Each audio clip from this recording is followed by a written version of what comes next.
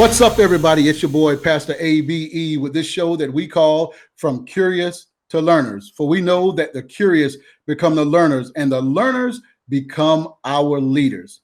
Listen, learners, I've told you from day one that I am all about preachy, teachy, and geeky. I'm all of those things at all times. And today I'm excited because I get to nerd out. I get to geek out with this brother that I met. This cat is so cool. He's gonna bless us today with some geeky stuff.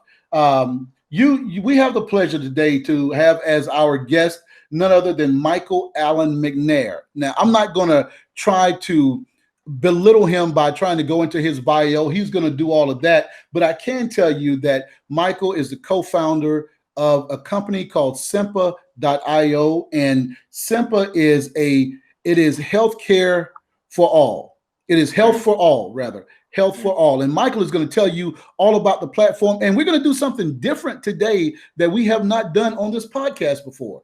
We're actually going to do our very, very first product demo, and we're going to do it live. So Michael, I hope you're ready. So Michael, if you would you introduce yourself to everybody to let everybody know who Michael Allen McNair is? Give us your bio for the people. Thank you. First thing, I appreciate you for having me on. For all the listeners out there, I want to first say to all the individuals that have been struck by COVID-19, my hearts go out to you, and the people that also stem from any injustices from police brutality or systemic racism. I want to also say that we're in this together, and that and my hearts go out to you as well during this time. I also want to say first, now, thank you so much for having me on. I mean, it is a blessing and a gift to be able to be on your show. I mean, we've talked, having the conversation that we had from technology to innovation to our faith. I think it's really amazing to have during this time to be able to have these type of conversations, especially around what truly makes us who we are, and whether that's nutrition, whether that's technology, whether that's innovation. I'm so happy to be on your show, so I appreciate it. Okay, so getting into my bio, or a bit about myself. I first wanted to say I am the son of a minister of 38 years. I started basically in a small town in New York, and one of my biggest things when I was younger was I just loved to imagine things. I always said that when I was younger. I always loved the fact of being able to create different types of simulations, from when I played basketball since I was 4. And then I became a basketball trainer, and then moving from a basketball trainer to moving into more of the technology space. I've always had this kind of connection to entrepreneurship because of my father. My father was an entrepreneur at the age of 22. He started an adult daycare center that was up and down on the East Coast. He did that for a number amount of years. My mother was a dietitian, but also herself, she started a ministry. So I'm working three jobs. My father being a graduate of Yale and Brandeis, graduating in economics in Brandeis, and then getting his master's in public health at Yale University. My mother was an individual of a graduate of Tuskegee University, and then she got her degree in divinity, spirituality, and theology. So I come from a very kind of like push and pull kind of dynamic when it comes to whether it be like, it's very interesting. And when I have these conversations, people kind of find that very very interesting as well. As usually the mother or father have whether it's some but in my particular case, it just happened to be that, right? So my mom now has gone with the Lord, and I'm going to get into that as well. But yeah, I started out in a small town. I would probably say close to about 5,000 people. I started up really learning more about basketball, really learning about grit and resilience. I was taught and brought that up from my mother, from my father, but also from my coaches that I had. And I think that really impacted my life at a young age, just being able to what we call withstand battles against whether it be environment or external forces. I had the ability to learn that not in technology or not in entrepreneurship, but I was able to transfer that into technology and innovation and entrepreneurship. Right. So it started at a young age. And seeing that in my dad, and then getting older, I started my first company when I was 22 years old. And just like that. Yeah, Wow. I was a little bit before 22. I'd probably say like 21 and a half. I started my first company. And that's actually, I say that, but the idea of starting a company does not just happen the day that you start. It happens years before. And for people that are listening, that's one thing that you should know. I started the idea of entrepreneurship at a young age, but didn't start my first company until I was about 21 and a half. And the first company I came out with, I was an international professional basketball trainer and coach. And I trained kids and pros around the country. It was, one kid in a gym. And then that one kid turned into 100 kids in a summer. And then the rest was history. I grew that for about 4 years, a lot of coaches, a lot of kids. We traveled, farthest we've traveled was Canada. The farthest I traveled was in Europe.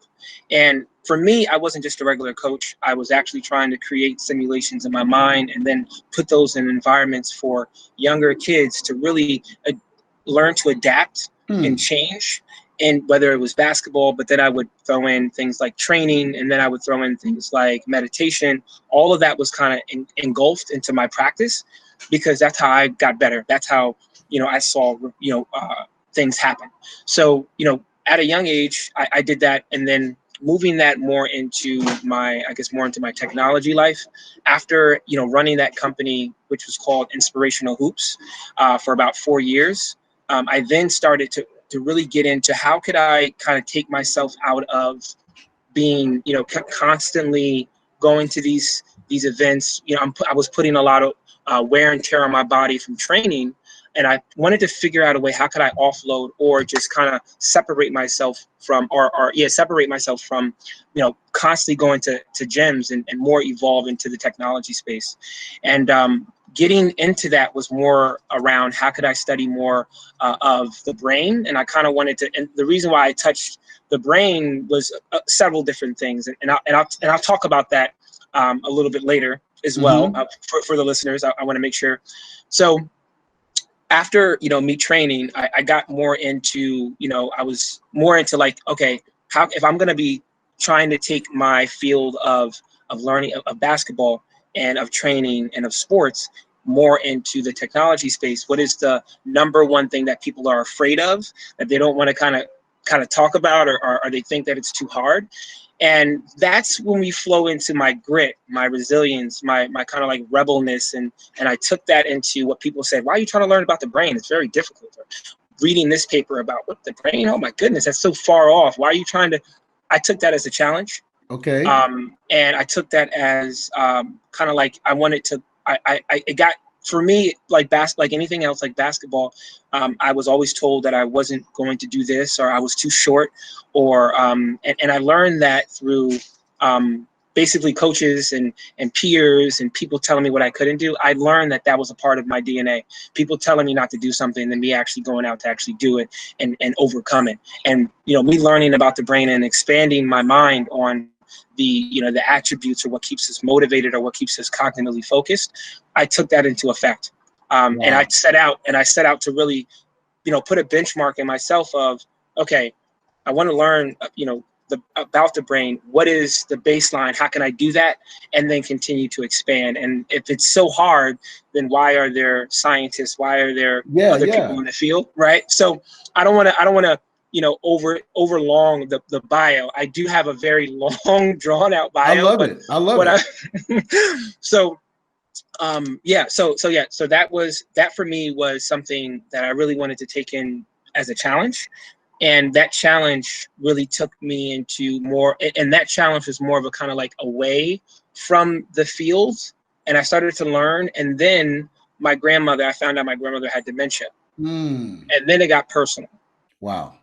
And when I found out that she had, before it was just natural curiosity, but now it's personal. It was, yeah. And so this is what I usually say, and that's why I love the name of your podcast. I say, when I am curious about something, it has my attention, but I'm not focused on it. I'm just curious. But when I'm obsessed, like, and I've taken this back to my level of basketball, I was 4 years old. I wasn't just your basketball player that showed up 5 minutes before a game and played. I was the person that was 3 hours in the gym before the game started and shooting, 100, 200, 300 shots before. I was what you call, I know your son knows, right? It's what you call a gym rat, right? I was that person. And my mom, always said to me as I was moving from one field to another, she said, you never lose your tools, you just transfer them. That's powerful. And that's truly set me on a course to say, you know what, if I was so in love with basketball, if I was so in love with learning and adapting and building a company from basketball, from something that I love, then why can't I do this in another field? Why can't I do this in several fields? So when it got personal with my grandmother, then it was over. I didn't. So I'll stop there, and I'll continue to go, but I want to make sure that we continue to flow on. But yeah, we continue to flow on. So that's where I'll stop, and then I'll get more into it after. That is outstanding. That is outstanding, and I really appreciate the tie-in, Michael, of the curious, because that's the reason why I started this podcast, because that's a saying that I've been telling my kids ever since they were about this high, is that the curious become the learners and the learners become our leaders. And the challenge for us as leaders in whatever capacity that we're leading in is to inspire those that we've been blessed to lead to become curious about those things that are going to benefit them. And it is a tremendous benefit when that curiosity becomes an obsession and a passion, like you were with basketball and like you were with the brain. Absolutely.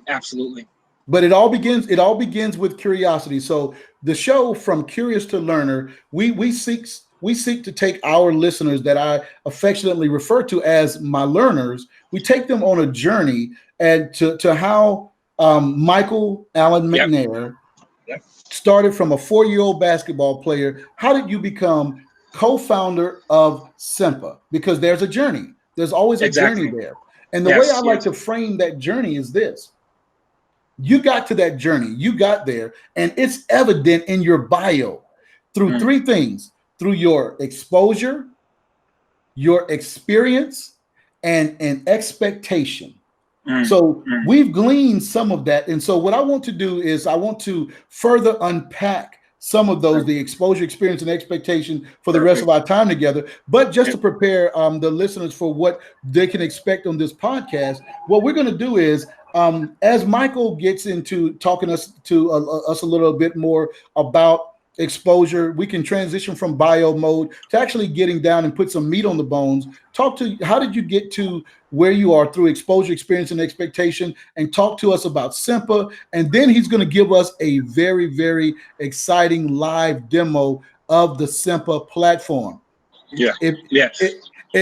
I'm such a geek because I told you I'm preachy, teachy, and geeky, and I'm in geek out mode right now. So before we go further, I want to ask you a few quick rapid fire questions. Okay, Apple or Mac?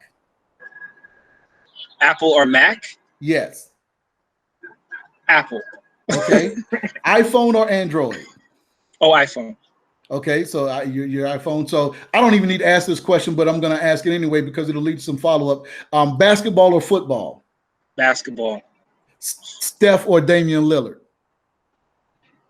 Good question. It's a good question, man. Woo, man. What year? Maybe I should ask that. Maybe I should say that. But I'll say it's a loaded question. It's a loaded. But I'll say this. I'll say, hey, look, I'm in the Bay, so I got to say Steph. Okay. I don't want no trouble. So I'll say Steph. Steph is my man. Now my youngest son, he's team D Lil all day, every day. Look, Damian Lillard, I tried to patent my step back after him. Steph Curry is cold, man. He's cold. And I saw him live a few different times. So I've seen what he's done. Both respect to both of those guys. Those guys work extremely hard. No doubt. Final question. Top 5 NBA of all time. Go. Wow. Top five players? Players of all time. Okay. Michael Jordan. So Mike's your number one. #1 of all time. Kobe Bryant. I gotta get you on the show. I gotta get you on the show with my sons, man, because I know it's gonna be like, okay. We can go, and I mean, look, I grew up in a family of basketball players. My brother is a lot taller than me. He was a 6'6" guard. My sister played at George Mason, so we range from a lot of basketball players. My nephew played. My dad played. My mom played. So you come from basketball stock. I come from a lot of ball players, but I would say so. Michael Jordan, I would say underneath Michael Jordan, because I am a guard. So sometimes when we do these top 5, it's like, okay, guard to guard. I'm not biased against any big man. I love my big men that grab my misses if I miss. If you miss, if I miss. So I would say Michael Jordan. I'll say Kobe Bryant. Of course, rest in peace, sleep in peace to Kobe. I'll say next after that, I gotta get down to the other guards. I gotta put LeBron last, and then I will say in 4th, I have one name on me right now, but I think I want to give it to at least a big man. And if I'm gonna give it to a big man, I'm gonna say Hakeem. Hakeem. I'll give it to him. Okay. Good list. It's a controversial list, Michael. Oh, it's a but I'll fight for it. I'll fight for it. And because I am a millennial, so I've been in an era, a post and pre-era of greatness. So I've seen the greats. A lot of the younger generation, they haven't watched as much Michael as I have. No, you can't do that. It doesn't matter how much YouTube is out there. You cannot experience sitting on the couch and watching Michael Jordan take over a game in minutes, or watching Hakeem with his footwork and his elegance and his beauty. So, I mean, those things you just can't get on YouTube all the time. I studied these players. I studied these players. If we made the list longer, then I would get into my shooters. But I was I like to be an assassin on the court. So I love it. And I actually was, and this takes, of course, back into even why I studied the brain as well. Partly was because I just liked that mentality of what made these people kind of like get out, like really truly take games over, and really truly, basically just dive to a higher level frequency than anybody else on the court. So I'll leave it there when it comes to my list. I can dig it. So let's take a half a step back. You picked up a basketball at the age of 4. Now I want to give you a chance to brag a little bit about you on yourself, because if you don't show, they don't know. So you picked up a basketball at 4, but you did some things through the years in high school and college that are noteworthy. Talk to me about a couple of those accolades. So when I speak about basketball, it's very, very personal to me. I love it, and I appreciate you giving me the space to talk about blending the fact that I came from basketball into technology, because what we call that is kind of like an unconventional road. And I've had people say, hey, that's an unconventional path that you had. And I'm like, it's a journey, like whatever. Everybody has their own journey. So I did not get a basketball hoop till I was 13. My mom and my dad got divorced when I was 10, and I would honestly practice in my basement, and I would shoot on a garbage can. And I learned how to shoot on a garbage can until I was 13, until I got a basketball hoop. But then that wouldn't stop me from going down to the local gym, which was about 1 mile or 2 miles away of where I lived at, in order to shoot there. So I had a really kind of like, I had a shock when I actually got a basketball hoop and I was able to shoot on it. So I just did it all the time. So one of the things that I did in high school, I scored over 1,000 points in high school, and I did that in 3 years. And partly as well, assassin. Yeah, that was an accolade in high school, but I also was, 3-point champion in high school. I also was, I averaged in my last years, I averaged about 21 points in high school. But before I leave high school into college, me, my sister, and my brother were one of the only individuals in New York to have over 1,000 points in one school in 3 years as a family. Wow. Yeah. So that is crazy. So each of you did it in 3 years. Yeah. Wow. So And you guys people just usually, started at basically as a sophomore and yep. just, okay. Yeah, and that was like, my coach actually wanted, as you know, having a son that plays basketball, my coach wanted to move me up as a freshman to kind of like play and as a freshman when I was like about halfway through the season. But my mom was like, no, like he's too young and he should just wait in order. And I was like kind of upset about that. I really was like, what? Like I want to play, I want to move up. But my mom made a great, decision in not moving me up. And kind of keeping me where I was so that I can grow and learn more.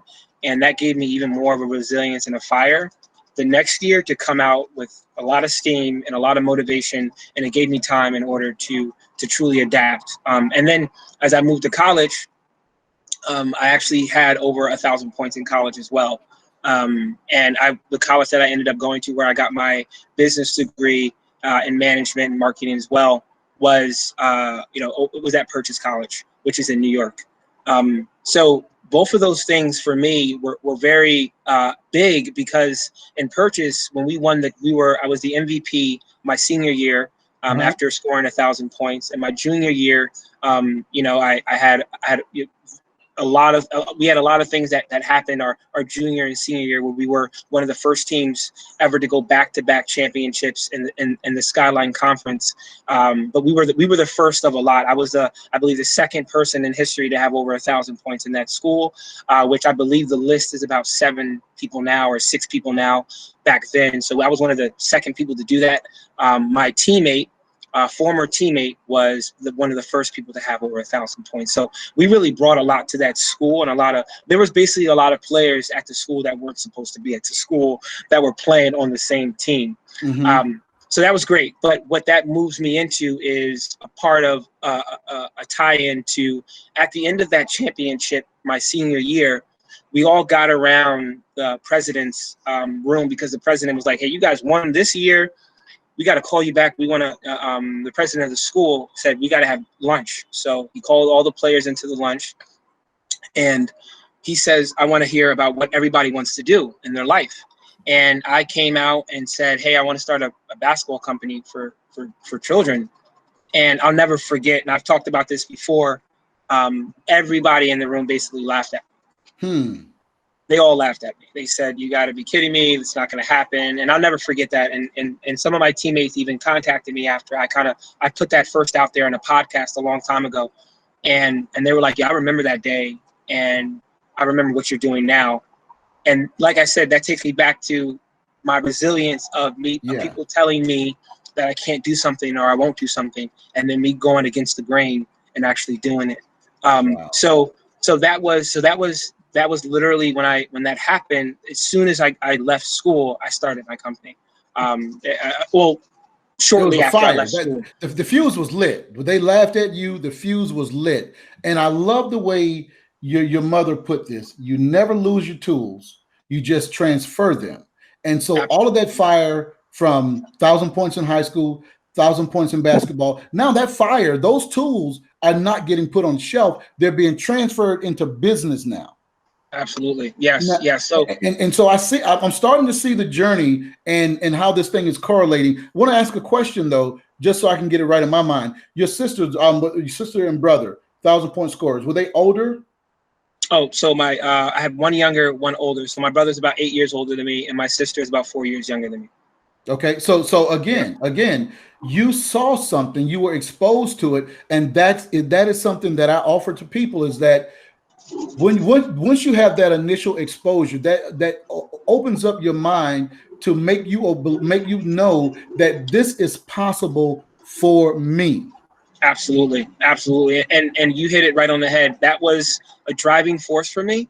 And I mean, even kind of speaking about this openly on a podcast, it was also, I kind of felt something, because my brother, being older than I was, he got to spend a lot of time with my father. I was 10 when my dad left, and he got to spend a lot more time with my dad. And I always kind of felt like, oh, I didn't get as much time as he did with my dad. But basketball was one thing that we all saw eye to eye on. It was like, oh, I scored this many points, or I scored this point. You know how the family gets into it. And, and it was one, and it really did fuel, internally and externally, being able to see that and being able to feel it.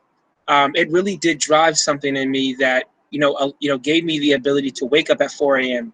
It gave me the ability to, count the amount of dribbles it took to go from my house to my community center. I did those things.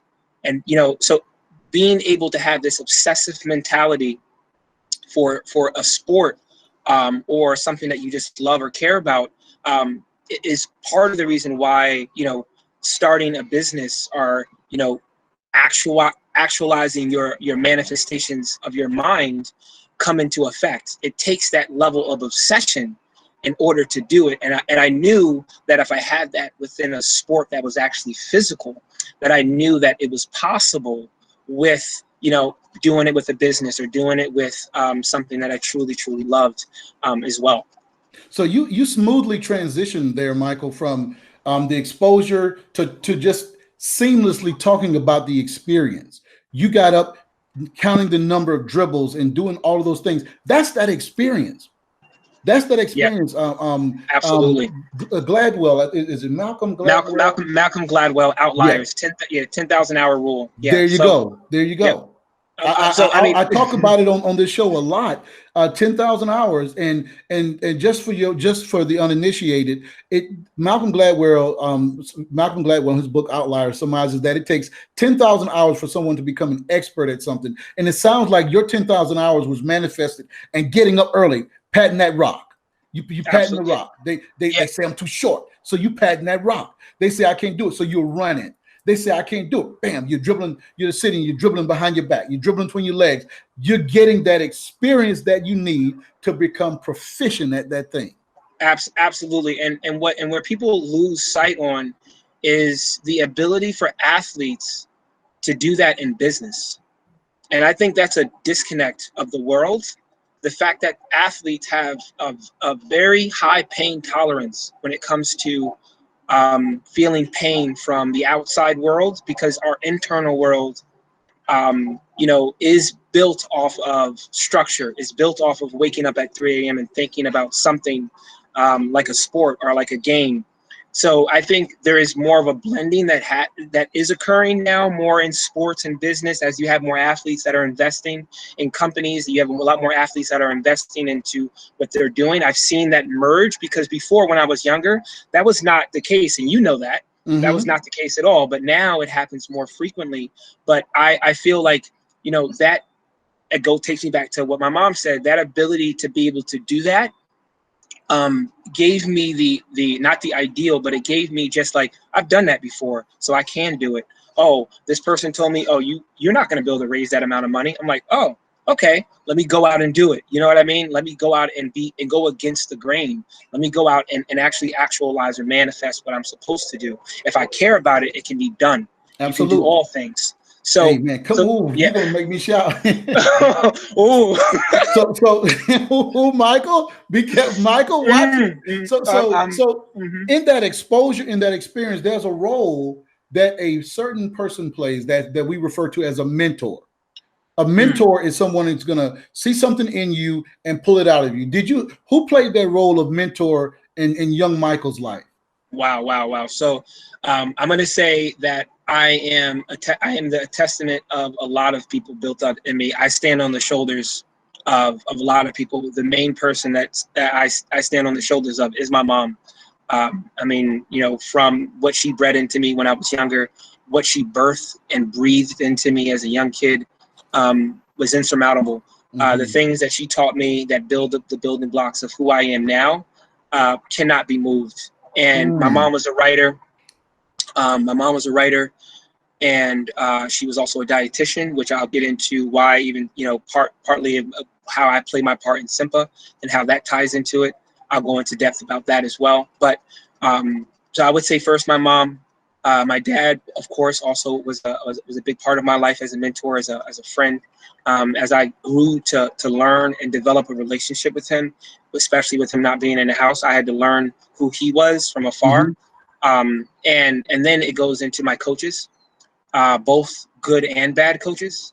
They took me under their wing. The good ones did, and the bad ones, you know, they taught me a lot of things about what not to be. Wow. So That's both wisdom. of those, That's a it's lot. wisdom. That's yeah. Wisdom is sometimes often how something ought not to be done.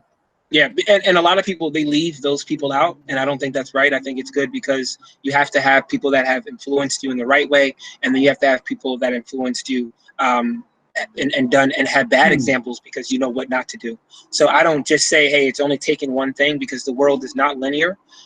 You have to be able to take into account both good and bad, great and worse as well. So I would say I start with those two, but then as those things kind of sputter out from my coaches, I've had the next person that I will talk about is I'm gonna put that person here, and I'm gonna talk right here as I move up. Okay. After my grandmother had dementia, I got deeper into what we studied, was computational neuroscience, and I was learning first cognitive neuroscience. And cognitive neuroscience is kind of just like, you know, a little bit of a if you think about the break between psychology and learning how the brain functions cognitively. I started studying around cognitive neuroscience first, and then after that happened with my dementia with my grandmother, I got more into, okay, what allows us to constantly move forward? What allows us to, you know, not lose our memory? What allows us to continue on if, you know, if something like an individual, you know, has dementia? How can we re-engineer our minds to better ourselves? And I was really interested in that. And that started from, of course, basketball, right? It started from me being resilient and people telling me what not to do. I was kind of studying myself. That's where kind of like where I started. I started to study my own brain, and me, you know, being curious and then getting obsessed about learning about my own brain allowed me to then move into what everyone calls VR, which is also called virtual reality. I'll give you a little bit of a meaning what virtual reality is. It's basically the ability to put on a VR headset, immerse yourself into another environment, and be able to now create other environments that are in that particular headset. The headset is usually powered by either a connected device, but now we have devices that are not connected. That is where I would say, after when I cognitive and computational neuroscience kind of started, is where I wanted to really figure out basically what those devices, or what we call the last screen, how they influenced the brain. And I learned that there's a lot of research papers that even take us back to being able to look at your hand or your arms, and how your hands and your arms can change colors, and how they actually show empathy. And having people change different tones. So I'm a black person and I want to see how it feels to be white, or I'm a white person and I want to see how it feels to be black. There's a lot of research papers. Yeah, there's a lot of research papers that take that into effect. And that was those were one of the first research papers that I looked at and started to really, you know, even dive even deeper. So after I started to get into or learn more about cognitive neuroscience and learn more about computational neuroscience, after that step in getting into VR, I then applied to the MIT Hackathon, which was it was called Reality Hack, and that was back in 2017. And my grandmother passed of dementia at the end of 2016. I really did not want to apply or to go into the hackathon. It was actually one of my first hackathons that I actually went into, and we actually ended up winning the hackathon. Wait, hold on. Press pause. Press pause here. You won. Yeah, our team ended up winning the hackathon. So your team won not just a hackathon. No. We're talking about the MIT Hackathon. Yes. Wow. Yeah. You kind of smooth just slid that in. You just kind of just let that. I'm going to brag on you, even if you don't brag on yourself, Michael Allen McNair. I'm going to brag. This brother just tried to, we kind of won that little hackathon thing, right? You know, it was at this little joint over there in, MIT. I see how you do. I see how you do it, man. So that's outstanding. So what was the nature? I'm in the computer security field, so very familiar with hackathons. So what was the nature of this particular hackathon? So, so basically, what we built was, for anyone that doesn't know what a hackathon is, I'll briefly talk about what a hackathon is.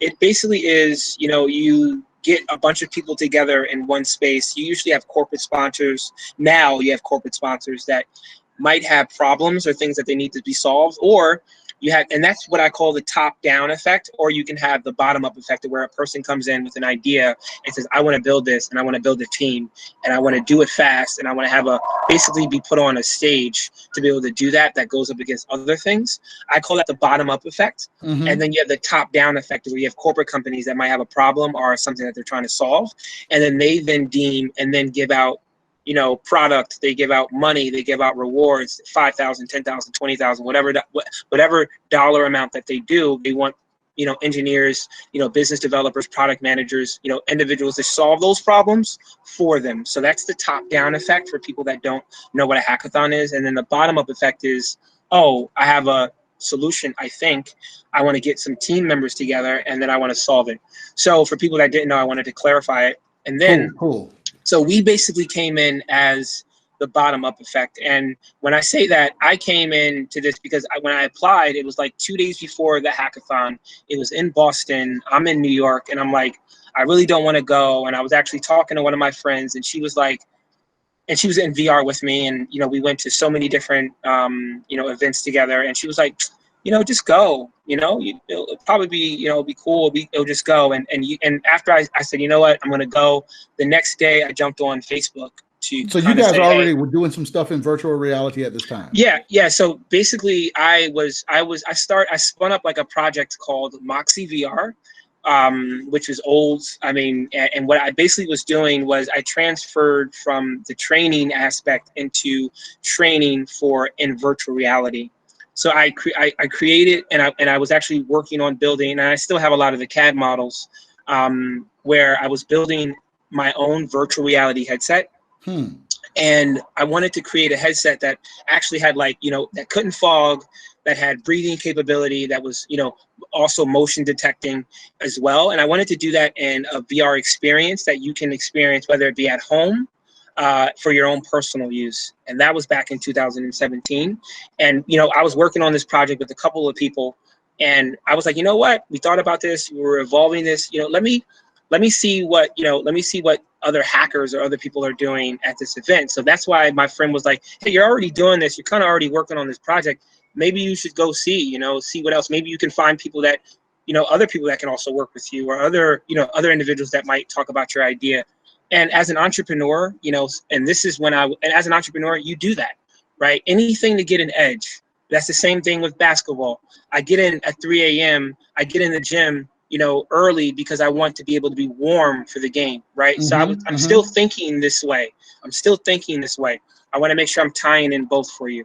I mean, it's tying in because it's still going back to mama. Mama said, you never lose your tools, you just transfer them. So Michael is just still continuing to transfer these tools. Absolutely. So that was back in 2017, and then after that, we're at the hackathon, and I ended up going, and I was on Facebook, and a person reached out to me, was like, hey, do you want to start a team? And I was like, well, what's a team? Like, okay, all right, yeah, look, I'll jump on the team with you. Like, what, basketball, right? Like, I know you gotta have a team to win. Can't do it yourself. So me and him formed a team. We were only 2 people, but then when we actually got to the hackathon, and we said, and that's what usually happens, you kind of say your idea, and then other people can join with you, or they can think about it, and you do this on a stage. Now, just to let you know, at this hackathon, it was 700 people, 52 teams. Wow. Yeah. So and you guys won. Your team won. We were. Our team was one of the winners. Yes. And there's different categories, and we were one of the winners that won Best Vive. And Best Vive is an HTC Vive, which is a HTC VR headset. And basically, after we ended up showing up, we ended up pitching our idea, or talking about our idea. We had 3 other people that joined as well, and we built basically a VR experience for elderly patients basically to be able to that utilize tracking devices on what was kind of what you call a half bicycle that gave people the ability to move through VR. But then we created a virtual reality rehabilitation simulation that used a VR tracker controller. I say tracker, sorry, controller, which they are trackers, and virtual reality to be able to raise your hand up and hit, to be able to swipe down, all without actually feeling like it's a workout or feeling like you're actually creating movement. And when I speak about this, I talk about my background in my corporate life. In my corporate life, I managed over 400 hospitals in New York. And I did that for about 4 years. I managed, hospitals like home healthcare agencies, large hospitals like St. Barnabas, where I was working on helping doctors and patients engage with each other. So I knew the problems systemically and from the healthcare issues in the hospitals about what, hey, look, this is an issue of being able to pick up patients and walk them around the hospital. And I said, this should be a good tool for them because they don't have to get up and walk around. It's a hazard. It's a health issue because they could slip and fall when you're walking patients around. You go to a hospital and you'll see, or you go to a nursing home and you'll see people walk around with their elder, their seniors.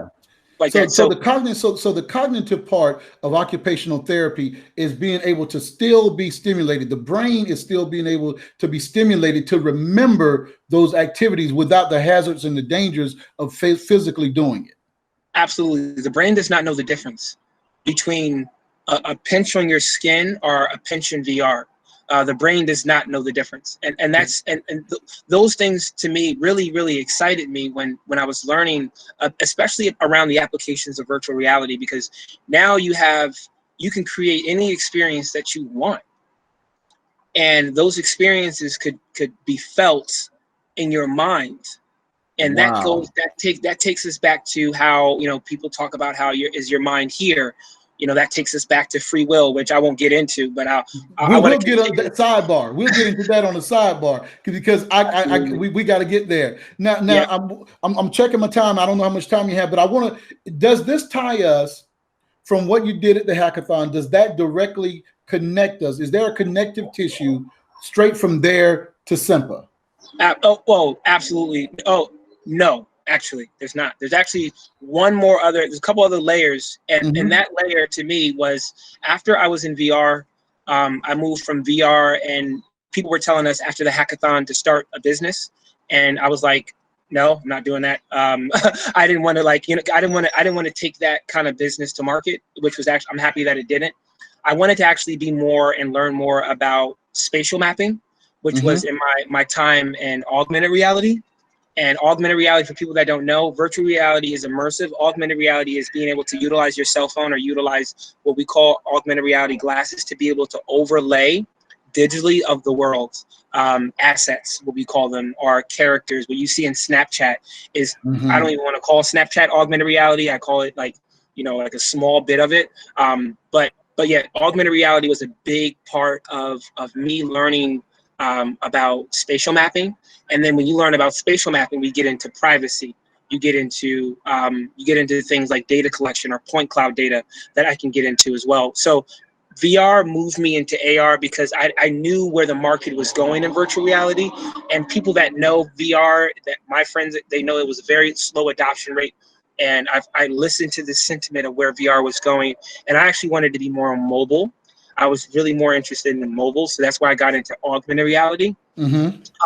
But as I tie back into even before VR, I was learning about AI, but more on the okay, microscopic level, like, oh, what does AI do? I was reading research papers around AI and the issues around it. And I was that's where my curiosity started. And then after hold one second. Somebody's curious right now because everybody's not as geeky as we are. So AR, VR, virtual reality, AR, augmented reality, AI, artificial intelligence. Or what me and my co-founder call it, simulated intelligence. Okay. Yeah. I dig it. Simulated intelligence. Simulated intelligence. And I think you're going to start to hear that more. Hopefully marketing picks that stuff up in the next 10 years or next 5 to 10 years, to where it's not necessarily called artificial intelligence, and it's more kind of around the way that our brains work, which is simulated intelligence. The simulation, we have the ability to create, like right now, this is in simulated intelligent, environment, right? We're on a computer screen, you're in one place, I'm in another, and we have the ability to share emotion, right? We have the ability to share stories over the internet. Now, if I take this and I pull you out of the screen and I put you here, now we've created an augmented reality experience, to where now you're a hologram and I have the ability to go back and forth with you, still be emotionally cognitive and conceptual with you. With a data model, with a data model that understands my mannerisms, my speech patterns, how by building the model that understands how Elliot talks and thinks and responds to different questions, you're able to have a dialogue with that augmented reality version of Elliot. Absolutely, and that it takes me into, and that's where my brain was, I would say 6-7 years ago. And as I started to peel back into what I really wanted to do, I was like, wow, this is exciting. But then the exciting became, okay, now I want to build it. That's one thing. You get curious, and when you get curious, when I'm curious, I am also skeptical. And then as I continue to build, and your confidence gets higher and higher in the field, then you're like, okay, I know what can be done now, and I know what is not going to be done. So, people getting destroyed by machines is a long, far way off. But people that believe it, they're believing the wrong thing, because they don't really have a baseline understanding of the field. So after AR, and after I started to learn more truly and expand my mind of what was coming to the power of our cell phones, I got into building more of things around natural language processing, sentiment analysis. And at this particular point, this leads me into me moving out to the Bay. Now, me moving out to the Bay was the series of several different events. And when I moved out to the Bay in 2018, I had a focus on moving from AR to more AI projects. AR for me was like just a little bit of the tip of the iceberg. And then I was like, you know what? I'd rather be behind the scenes a little bit more. And that's where I got into artificial intelligence, because of my baseline and my understanding and me learning about cognitive neuroscience and computational neuroscience. AI ties you back, because a lot of the mechanics of our phones, everything from machine intelligence, or what we call machine learning now, all of that is based off of the principles of computational neuroscience. So everything from reinforcement learning or what we call recommendations, which I'll get into Simpa. As you start to see us tie back, you see me moving you along, right? Don't worry, we gonna make it. We're gonna make it. It's gonna take. I can dig it. Yeah.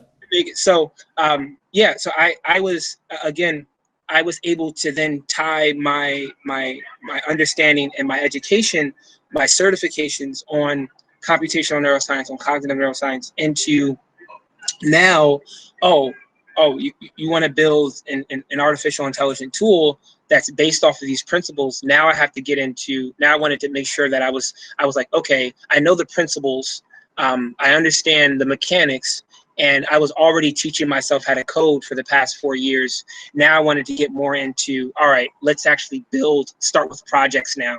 And then I went from projects into building out a company. And this is what are you coding in mostly? Since you're dealing in AR and AI, are you using Python or more scientific languages like R or? Yeah, so I use both Python, R, Octave. I use those. Those are more statistical models, right? Building off of statistical models. But like for the users, for the listeners around Java, Python is. I would definitely suggest understanding Python. Python is a very readable, what we call readable language that gives you. It's really a baseline language, but what it does back end, and you want to learn more about front end code, which is React. You have things like React Native, and more of the user experience, more of the front end. So I right now, I've learned, me learning Python was like just a pillar of what I now look at more of a design case. Like, oh, what does this look like? How does this feel to the user, to the experience? Because Python is such a widespread discipline now. And then you have things like Java, HTML, which is basically HTML is what our websites are run off of. If you think about it, JavaScript, basically, you know, we have a lot of our websites that are built off of. You have these tools that we use every single day that I'm going to tie now back into what people of color don't even know. Right, like that, and this is where we get into the diversity issues, which I'll tie back into in a few minutes. But yes, so I would say, you know, I've been an audio didactic for about 6 years. Now explain to me what an audio didactic is. You mentioned that the other day, and I'm a geek and I'm a nerd, and I know a lot of things. You lost me on that one. Audio didactic is an individual who's basically a self-learner, a person who's been taught, who teaches himself how to learn frequently, all the time. And now I'm at a point, if I'm not teaching myself or I'm not learning something, then I feel like I'm falling. So I have to constantly be, whether it's from my peers, 95% of my friends are entrepreneurs. So I'm always constantly learning about problems and issues, you know, from the ground level up. And that's basically what an audio didactic is. I can dig it. I guess I'm an audio didactic. Most of my listeners are probably audio didactics. Now I'm going to throw you a curveball. I know you're going to continue on with your story, but obviously when you moved out to the Bay, there were some mentors out there to help you with your entrepreneurial journey. Correct? Love it. Yes, and that was a perfect segue into how I stopped at my mentors before, and then I got into my mentors now. And I was actually just speaking about this particular mentor. Friend will be a friend to me. When I went out to the Bay, here's the curveball. Here's the curveball I want to throw as you tee that up. I read a quote the other day on Twitter, and I told the guy, the quote blew me away. I told him I was going to quote him on this podcast. He made a quote. He said, "Black founders are over-mentored and under-invested." Michael, that was heavy. Black founders are over-mentored and under-invested. So as you get into this discussion about your founders, your journey as a founder with your mentors, ponder on that thought. We don't have to deal with it right now, but I want to drop that on you right here. I'm just going to drop that in your lap, and we're going to unpack it at some time. Black founders are over-mentored and under-invested. That was a quote by a gentleman by the name of Brian Brackeen. You can follow him on Twitter, is at Brian, that's Brian Brackeen, Brackeen, at Brian Brackeen. He's also a founder. He's an investor. He founded a company called Kairos. They're doing some stuff in AI. But when he dropped that quote on me, I said, I'm going to mention that. I'm going to mention your name on the podcast, Brian. So Brian, I'm mentioning you on this podcast. I got to get you on here so we can talk about that. But go ahead, Michael. No, I mean, and that's a powerful quote. Now I would also say that, you know, you cannot forget that every quote unquote mentor or friend that you have is a part of your journey. And those parts of your journey are crucial to even being invested in. So I go back to him and I say that if you have mentors, you will be invested in. Okay, good point. The mentors are a part of the journey. It's not linear. You have to understand that we're all pieces to the puzzle. If I was not a mentor to somebody, people wouldn't want to mentor me. And that's the way that I think about it. So I've been mentors to people. I've been mentors to kids. I've been mentors to friends and family. And the fact that I have the ability to have mentors outside of my family or friends is special. But if I did not have that mentor and when I moved to SF, I don't feel that I would be where I am now. And that for me is not just one person, right? That's a lot of people. And that mentor could be, you know, saying, you know what, maybe you don't want to go down that route. Maybe you want to go down this one. And then I never speak to them again. But that's still an investment, because if it saved you from spending something that, or an Spend experience energy. that could have been costly to you, then that in and of itself is in some way an investment.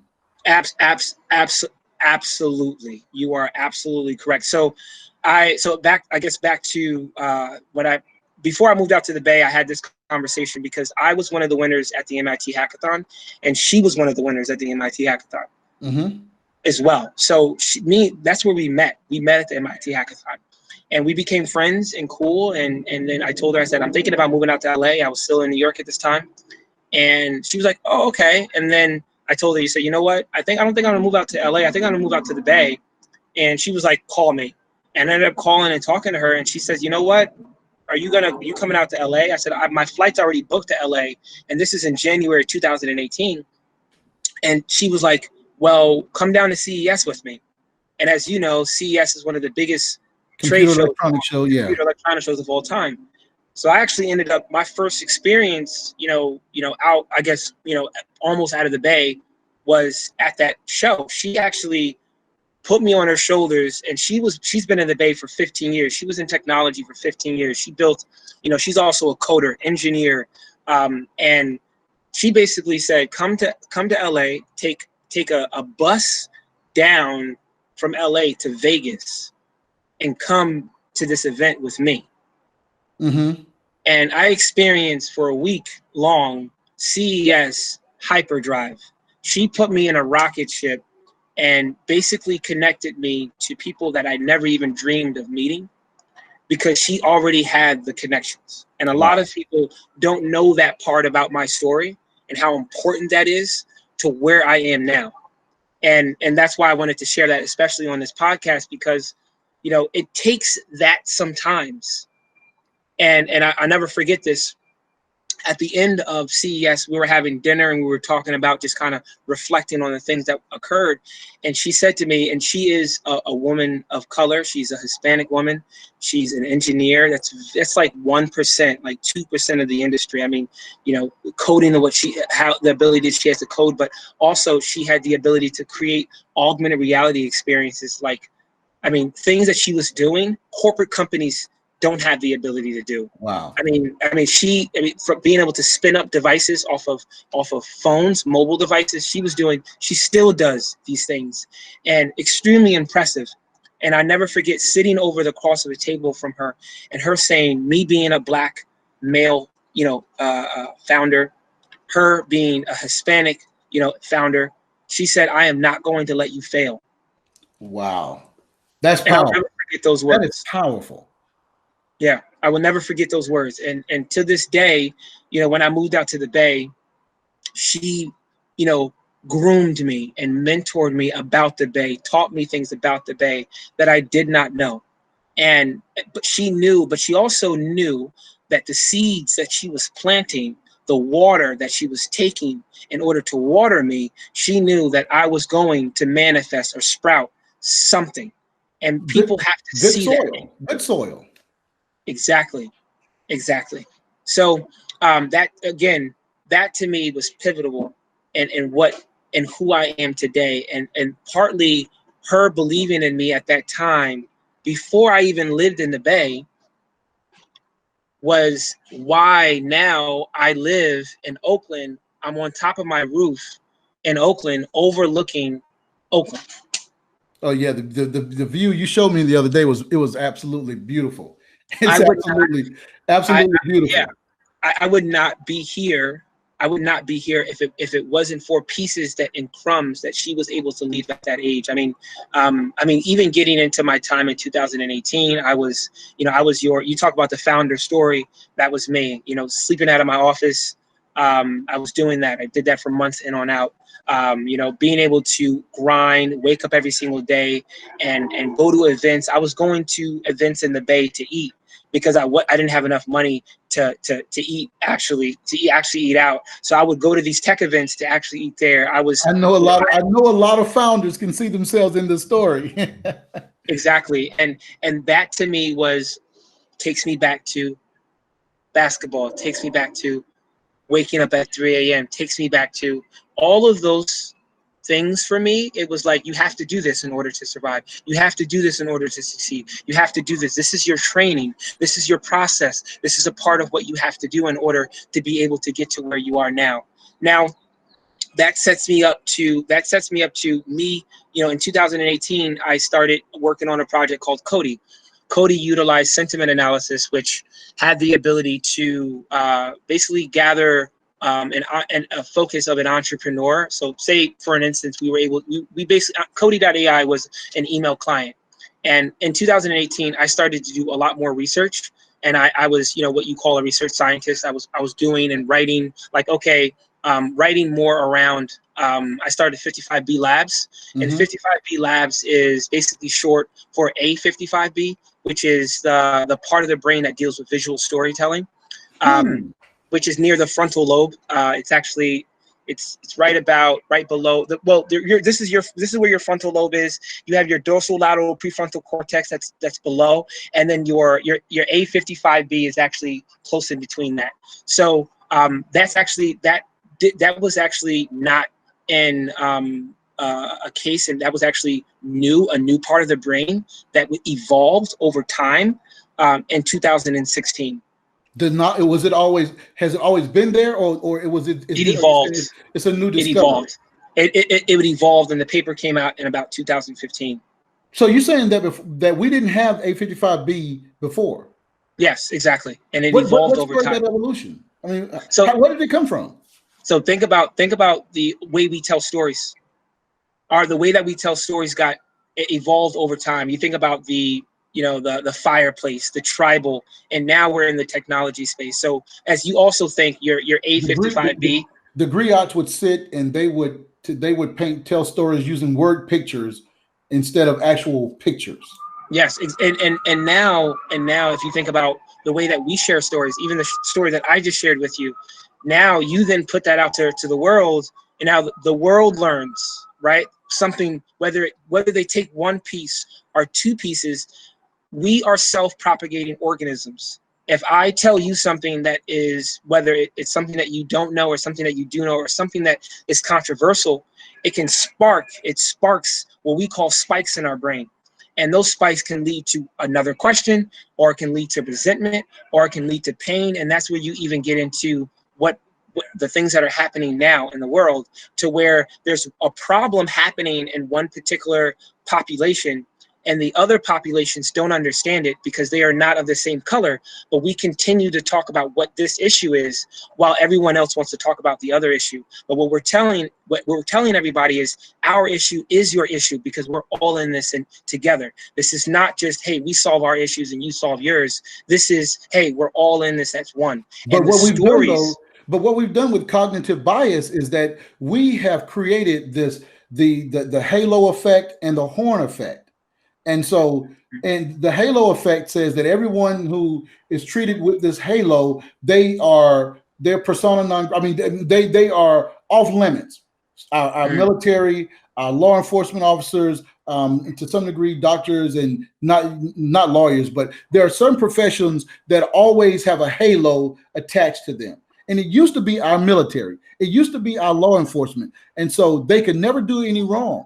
And so that's why a certain segment of society always looks at the military and law enforcement in a certain way. But because in our community, we have a different experience with those, with especially law enforcement, that halo doesn't match. It doesn't match. Yeah. And there's always been. And there's always been a disconnect. The disconnect has always been there. But we're always treated with the horn, which is short for the devil's horn. So if there is anyone with a horn effect, everything that they do, there's nothing that they can do that is good enough. It's always going to be bad because of the horn that's attached to their image. And that's why our society loves labels so much. They love labels because they can apply either a horn or a halo to a label. You are so right. You are so right. And that's why we have, and I'll shout him out. His name is Charles Fink. He's a contributor for Forbes, good friend of mine. And I haven't even, got in. So he actually wrote a book called Paint the World with Data, which is a book that if you think about it, it's happening. If you think about it, it's happening. We are basically labeling everything from our cups, objective, to humans, to speech. We are labeling everything, and we're labeling it because we are then able to put things into categories, folders, files. Yeah. So I get into that. I get into that because, I mean, if you think about it, that's the way that our brain does things, from a small baby all the way up to a grown adult. We put things into files, and then we go back to them. We go back to them as we get older, right? A child does not need to know, does not need to understand, oh, this is hot, after touching it multiple amount of times, right? Like, we've evolved that over time.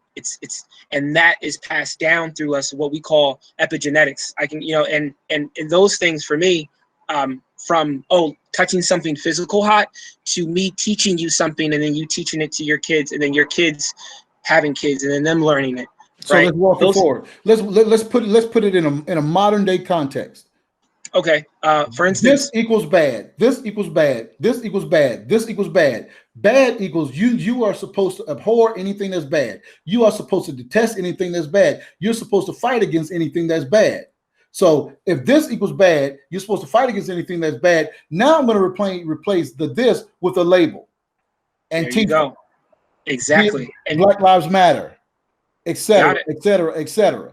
Yeah. So now Antifa equals bad equals I got to fight against it. And now you've created a whole system to where I'm fighting against you because I think that you're bad, because I know I'm reacting to the label and not you. Ooh, powerful. Absolutely. You said it right there.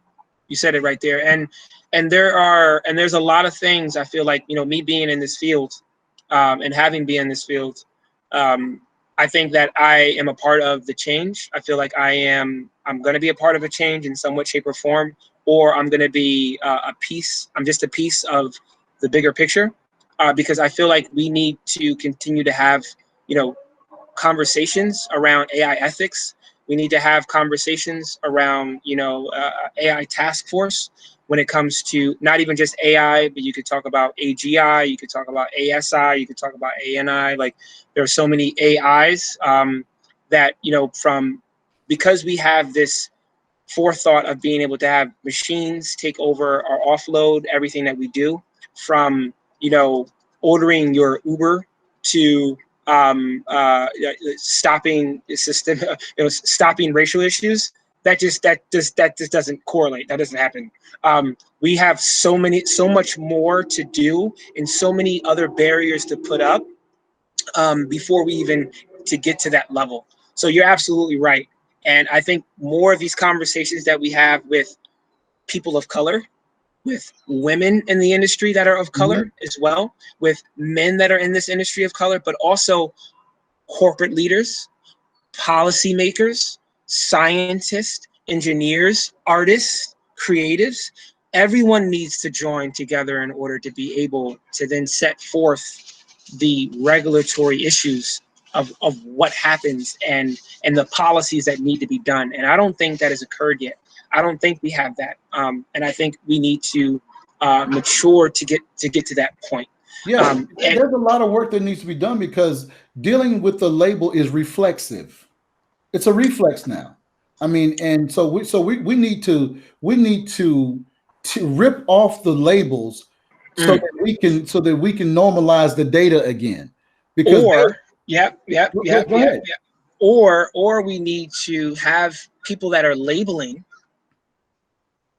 to make sure that we have people that are in the positions to say that's not right. Yeah, that's mislabeled. That's mislabeled. Exactly. So when the labels are being affixed to whatever category, this is in the wrong category. You can't put this label on this because it doesn't match. If you put this label on this, it's going to lead to problems down the line. And we're seeing that with hiring practices, with HR, with everything in the industry. We're not at the table often enough when those labels are applied to the categories are created and the labels are applied. We're not there enough. So we have to be there. Absolutely. So Michael, I want to get to Simpa. I need to. This is. We're about to. Yep. This is it. Do your thing. This is your time. So basically, and I appreciate that segue. So after I was in the Valley, I was in Silicon Valley. I was actually trying to raise money for Cody, which we actually did. Ended up raising some money for Cody. I actually ended up going to what was a VC task force that was in Silicon Valley. And I actually ended up going there just to meet a friend and support a friend before I ended up going to pitch A16Z. A16Z is Andreessen Horowitz. They are the investors in Facebook. They're the investors in Slack, Dropbox, all of them being acquired. Boy. Yeah, big boys, the big boys. And before I went there, I actually ended up going to this event just to support my friend, where I actually inevitably over lunch ended up meeting my now co-founder. His name is Soren Solari.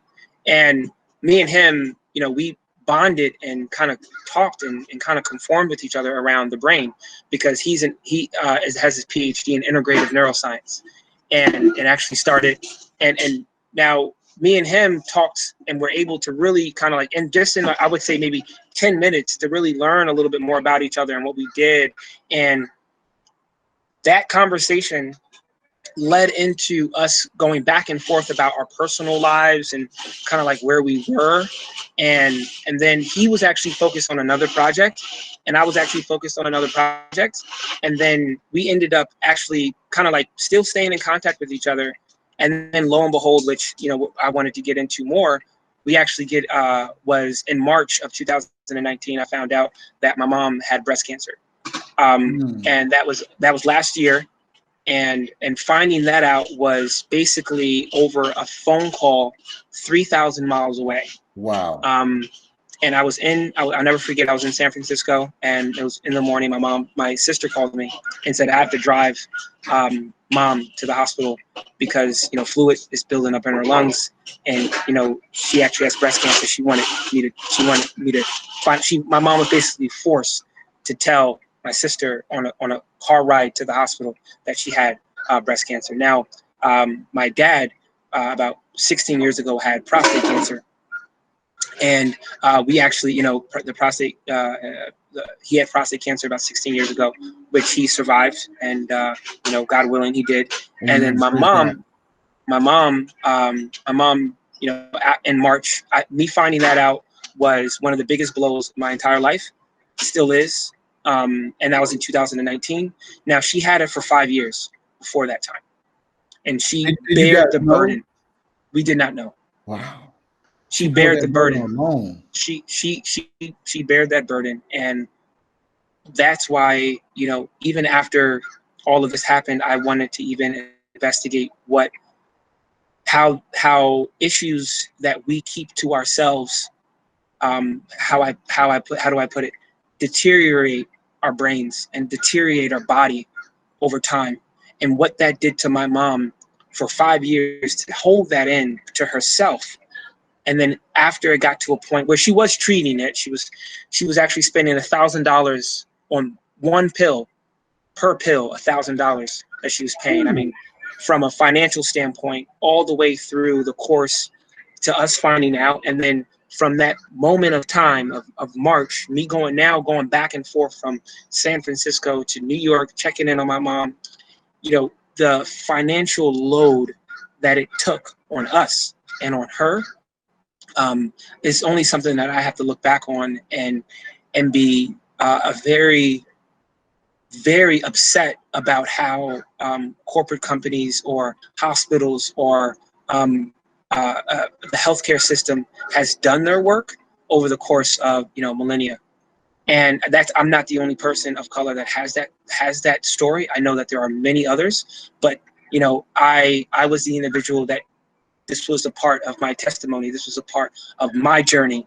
And that's why I say, things like mentors and investment, it's all blended into one. Mm-hmm. It always is. It's always blended into one. And that was in March. When that happened, I kind of just, that was one thing that happened to me that really truly glued me and my co-founder. My co-founder's parents, they both passed from a stroke. And he bared the burden of not being able to get healthcare data for his mom in a quick enough time. So think about this. I had my mom that, has this disease that now we know over the course of time that was attributed from what we put into our body. And in March, as soon as I found that out, I stopped really focusing on the brain, and what I was like slowly really focusing on the heart, and really directed my energy towards the stomach. And I started to study food biochemistry, what food does to us, not just internally, but how certain foods can then allow us to do things more externally. And then you can get into things like productivity, and then I started to really not just learn it from a scientific or a geeky standpoint, and really learn it from a standpoint of, can we actually solve this problem? And me and my now co-founder looked at, there was V1 of Simpa, which is what I'm about to show you, and then I would say more V3 of Simpa, which I can't give your listeners, but they will be able to get a code to be able to get and experience the new level of what Simpa is going to be in the future. So I'm going to show you what V1 looks like, and then I'll be able to give you guys, your exclusive listeners, the people that want to learn more about Simpa. I'll be able to make sure that you have your own code to be able to get into Simpa. You could call 3.0 of the future as well. So let me show you what it is. I'm just gonna share my screen really fast.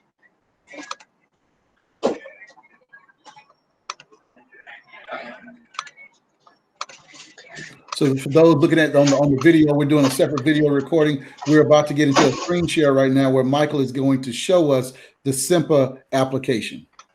So if you see here right now, I'm going to show you here. If you take a look at this, you can look at this as, think about this as a nutritionist.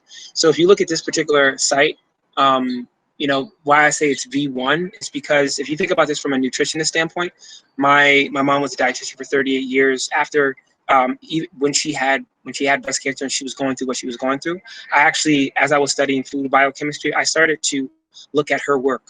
And my mom worked at nursing homes. She worked at Jewish homes. She worked at ministries. She worked in hospitals, and she really did a lot of the 99% work that Simpa kind of offloads, that utilizing everything from computer vision, sentiment analysis, natural language processing. You could take a look here at this particular platform and think about this as you can white label this for a nutritionist, for a person that might have diabetes, a person that might have hypertension, where they might be deficient in their say things like fiber, or they might need more green vegetables or more fruits in their diet.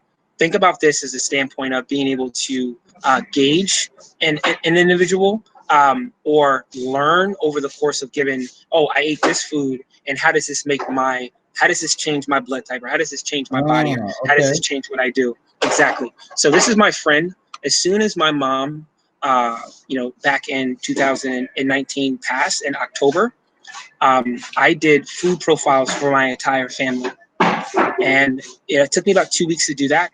And then after it took me 2 weeks to do that, I then opened it up to my friends. And this is what I was utilizing, the Simpa profile, for Simpa profile. So this here gets all of the food, and all of this occurs via text message. So a person can text Simpa, and as soon as they text Simpa from their phone using SMS chat, it goes directly into our database in real time. Okay. So it moves from amounts, volume, and what you're eating. It moves into here, to where then we have the ability to then expand out and table what you eat in real time. Now, our database, our food database, is one of the largest in the countries, and we have the ability to grab every last nutrient off of the food, whether it be a mineral, vitamin, total saturated fat, in real time. And you can see here, I'm going down slowly. I want to make sure I'm being, cautious of time as well. I can go through this for a long time. And then we move from the amounts that go into the body to now the analysis. The middle part you can think about it as, oh, this is a baseline of where a person should be, and this is where the green is. Oh, this is great amount of protein, great amount of calories. But then we get down to, okay, is this over the amount of sugars is this over the amount of total saturated fats? Now, just to make sure that your listeners understand, your viewers understand, this happens in seconds. Wow, really? In seconds. So a person can text into what they're eating, and then it get tabled and give you analysis in seconds. So they can text beforehand, I'm thinking about eating this, and get an analysis and decide, no, I may not want to.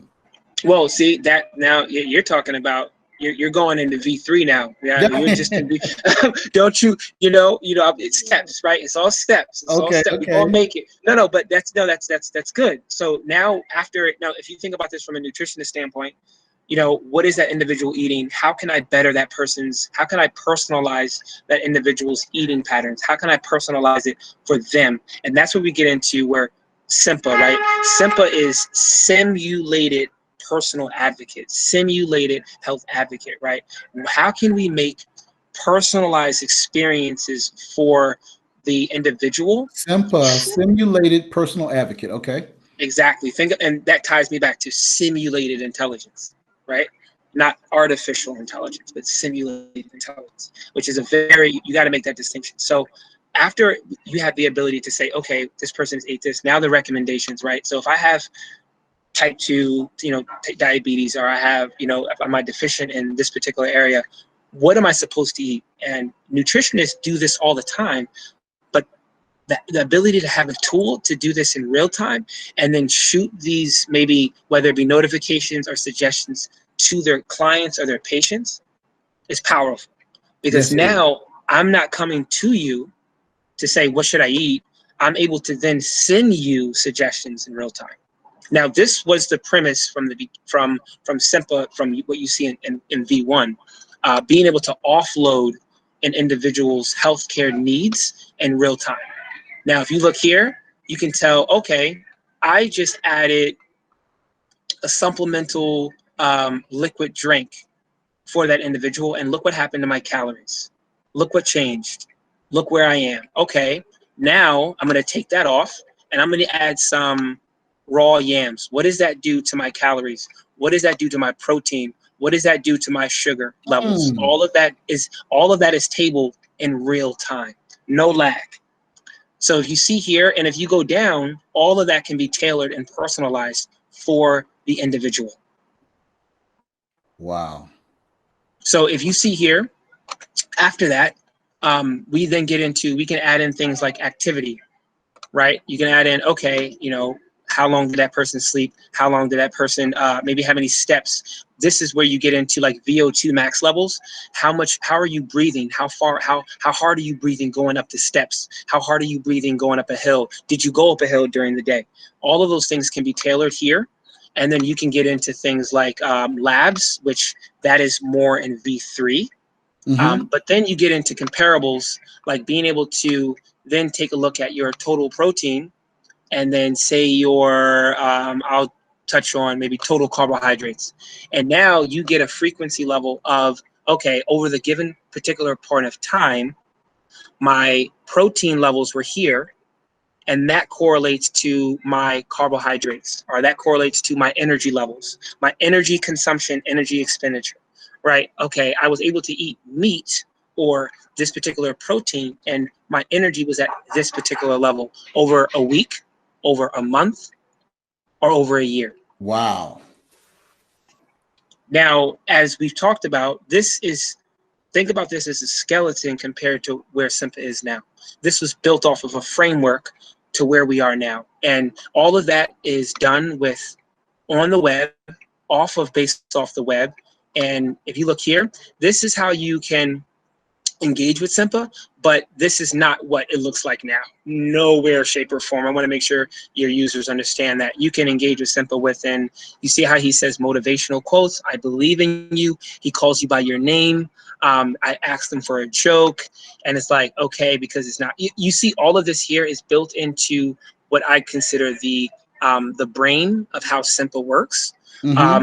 and how we also can continue to engage with our users and not make it feel like, okay, I have to put in what I'm eating. I have to log what I'm eating. It's so stressful. So me and my co-founder took this bottom up effect because of our backgrounds in neuroscience to really push into what Simpa is going to look like now into V3, the V3 model, into basically the Simpa brain of what we call it. Wow, that is incredible. Just Yes. the usefulness of this to at a glance to know the effect of what you've eaten and how that's going to affect your energy level, how that's going to affect your glycemic index, and all those other things. I'm feeling well. You just overshot your load on carbs and sugars, and so that's why you're feeling. That's why your head is fuzzy, because your glycemic index is spiking through the roof. So think about it as well as this, right? So Simpa is health for all, right? And a big focus, the main focus for us is the African American community, right? And now what does that mean? That means that we have a particular group of a population that has been outside of the norm, outside of the table when it pertains to healthcare. And we've seen that because of not only because of the COVID-19 cases, but because, I mean, with my background in healthcare, I knew that was a problem from where, how we treat diseases and how we respond to diseases when it pertains to African Americans going to the hospital and, oh, well, you don't have that, you're fine. And then they get sent away with this kind of like just passiveness of how they're treated. So what we wanted to do was take in the care first and say, hey, this is where you are now, and let's meet you where you are, and this is where your journey can go. And this takes us into Simpa's core when it comes to quests. So people have the ability to take a quest, and a quest is just like, okay, this is where I want to be at for my energy levels. This is where I want to be at maybe for a wedding. This is where I want to be at maybe just through the course of 6 months. I want to eat better. How do I do that? Simpa has the ability to take all of that into consideration and say, okay, I'm not pushing a diet on you. I'm not pushing this on you. I'm not trying to get you to be keto. I'm not trying to get you to be paleo. I'm going to meet you where you are. And once I meet you where you are, then you can then go back and forth about, hey, I'm here or I'm there, or hey, where else do I need to look at my trajectory for basically for energy. So if I want more energy, then why am I consistently eating things that don't give me the energy that I want? Simpa has the ability to calculate that and correlate it over time. Very targeted, pinpoint accuracy. Personalized. So you can make personalized, well-informed decisions based on actual data. Absolutely. We want to be the future of personalized health and nutrition. Absolutely. And and you are going to be. You're going to be. Well, that is our goal. That's a big mission of ours, is to motivate and empower people of all races and indexes as well. But our focus right now is to make sure that Simpa is built from the ground up around, okay, what particular group, the African American community, people of color that have been marginalized out of the healthcare system, and help them, empower them to, hey, do I need to go to the farmer's market? What farmer's market? Okay, this particular has this particular organic fruits and vegetables, and let me then log and go back and forth with Simpa. Now Simpa's not going to nudge and keep nudging you, because that's an offload. It's very, very difficult to log foods. Simpa will engage with you as much as you engage with it. Really? Right? Exactly. And that's what gives Simpa the ability to say that gift. To say, you know what, let me nudge you now. What did you have for breakfast? Oh, I had this. Oh, what did you have for lunch? Oh, I had this. And then if you stop engaging with Simpa, Simpa will say, hey, I'll get back to you when you got some time. And you're like, wait, really?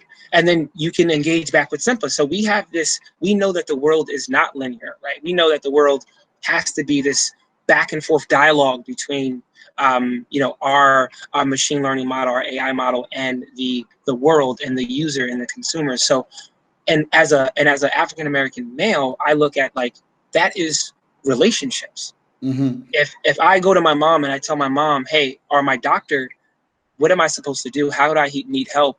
Or how am I supposed to engage in something that's going to help me become better? I don't need I don't need a list of things that are just, hey, you have to do this. But that person doesn't know me. That person doesn't know who I am. And we want to make sure that from a baseline level, that Simpa knows who you are and can evolve with you. That's why, a big part of what we do is built in our quests, And is because it going life to is be a built journey. into the mobile? So Simpa is going to be with me on my phone. Simpa is with you. Simpa is built it's built on the web. So it's with you everywhere. Okay. And it's with you. Yep. Now So after you Simpa is built engage, on the web, but I can engage with Simpa. Do you envision us being able to engage? Will that be an app for Simpa for my phone? Yeah, right now it's just a web app. So it's built off React. It's a web app. But we have the ability to put it into an app. We've seen a lot of difficulties around building this type of experience in an application, and we said, you know what, if we want to make it Simpa Health for all, and if we're possibly looking at, say, international, right? Certain people can't download certain things, and we might be looking at certain areas that are, say, in other countries or on other continents, and what does that experience look like for the user? We have to make sure that it's accessible for all. That's another thing that we get into when we talk about the health disparities to the African American community, is access. That's a big issue, especially around some of the term food deserts, right? So absolutely. Access, and we want to make sure that that's not a barrier to entry for people, right? If we're talking about moving and going to other countries or going to our neighborhoods, and I'm in Oakland, I want to make sure that if I'm able to give a person a recommendation, that they don't have another barrier that's in it. Like if we tell them, hey, go to your farmer's market, but their farmer's market's 3 miles away and they don't even have money for the bus, or they're sleeping in their office, right? We want to make sure that we're meeting people where they are. And when it comes to our community, the African American community, that is what we need. That is what we need when it pertains to healthcare. That is what we need when it pertains to nutrition. And we have not had that. We have not had that. And that is where we get our family members that don't even feel that they need to tell us that they have these issues that pertain to food. My mom was a dietitian, and part of her going and transcending over was tested to food. Right? Wow. Hear you. Okay, yeah, I'm sorry about that. I literally my charger on I think my computer started to freeze up. I apologize.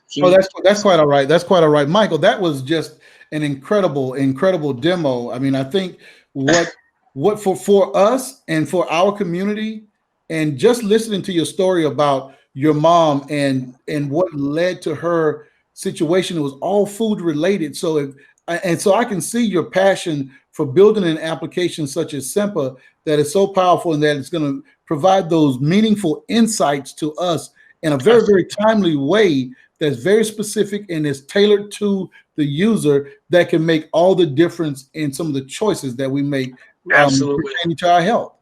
Absolutely. And I think, and that is where I, where my passion comes from. My co-founder, he has his PhD in integrative neuroscience. He's also a machine learning expert as well.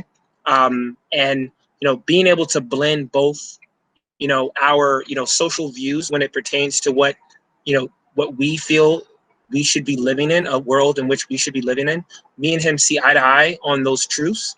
And, I always tell him, like, we are the yin and yang. We had the ability to continue, and we are continuing this journey. We're raising our fund right now. So we're out looking for investments. We're out, pitching people. And we feel like it's very, very important during this time because of what is happening and what is occurring, and not just in the news, but things that I've seen over the course of the past 7 years. I do not want, I don't want our health to be looked over when it pertains to, when it pertains to where we're going in the future, the next 20 years. And I feel like Simpa could be a part of the help of being able to bridge that gap that I saw when I was working corporately, and for, you know, patients and doctors having, you know, okay, I want to be able to get my doctor, I want to be able to reach my doctor quicker, or I want to be able to engage with patients better. Why aren't African Americans coming to doctors more? Why are they not trusting? Why is there no transparency?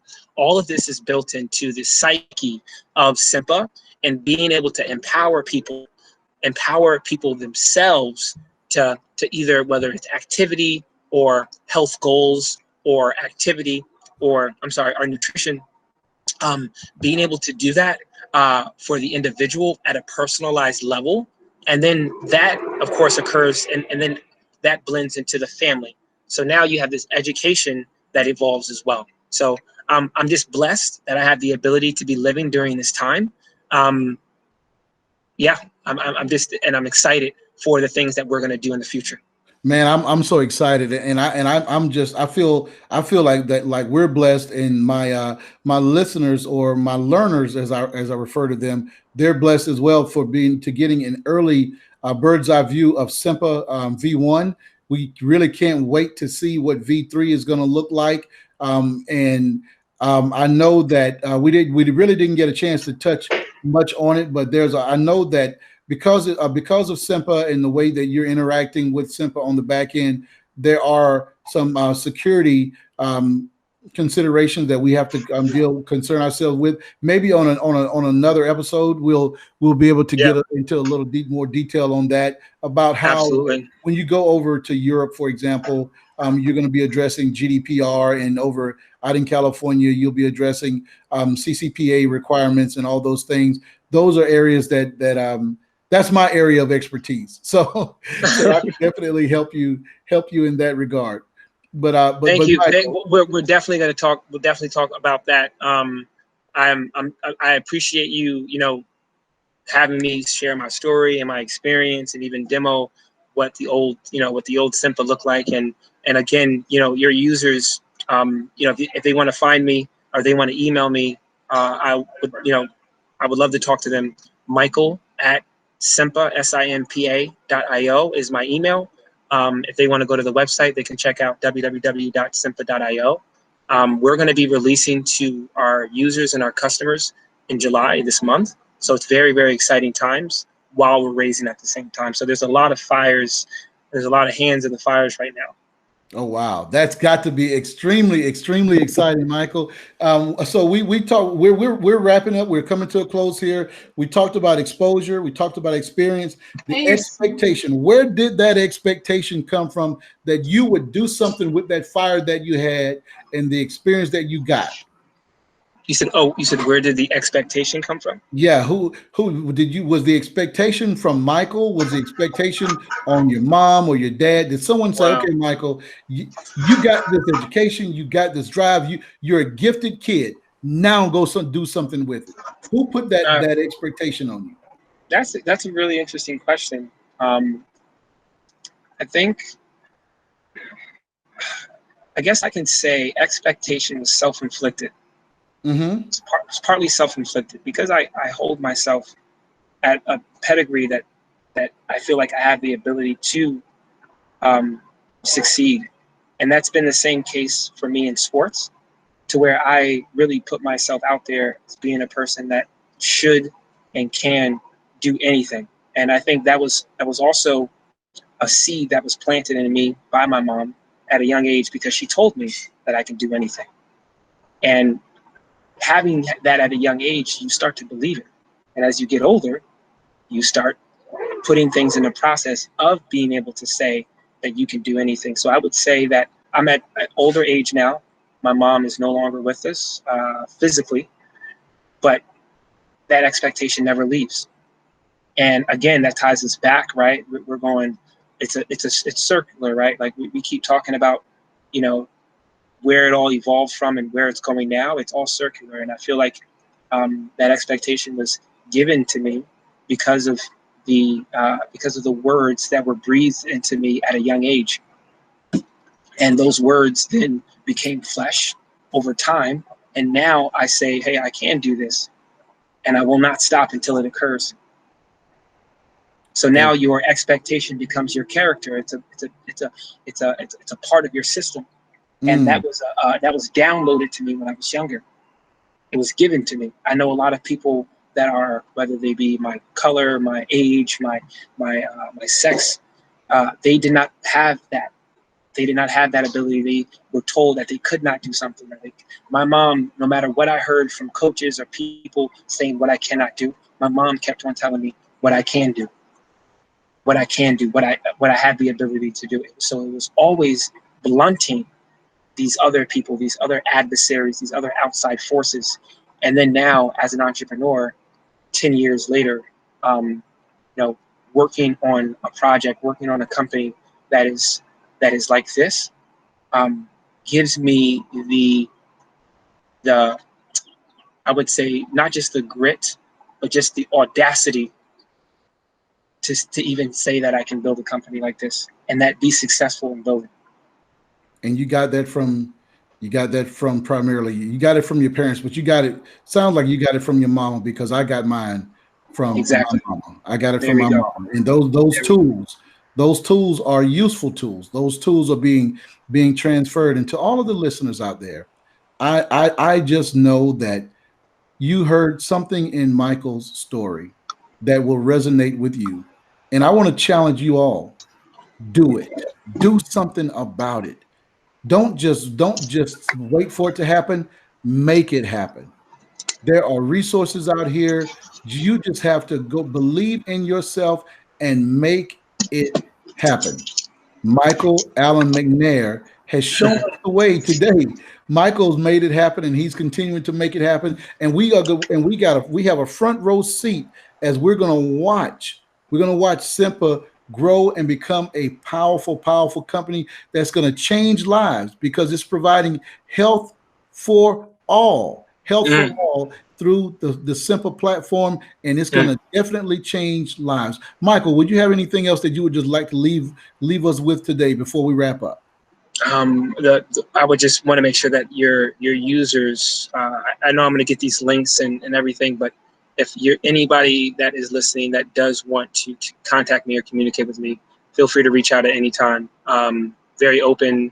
I discuss these issues and these solutions, not just issues, but I do discuss solutions most of the time, more so than issues, when it pertains to Simpa at any time. So just reach out to me. My email again is michael@simpa.io. And thank you again. I really appreciate being on the show. I mean, you ask great questions. You're really a great listener. I mean, your podcast is, I've been on a lot of them. I've spoken on a lot of stages, and you're a very engaging thought leader. So I appreciate that. And again, I know we'll be on it. We'll be on another show.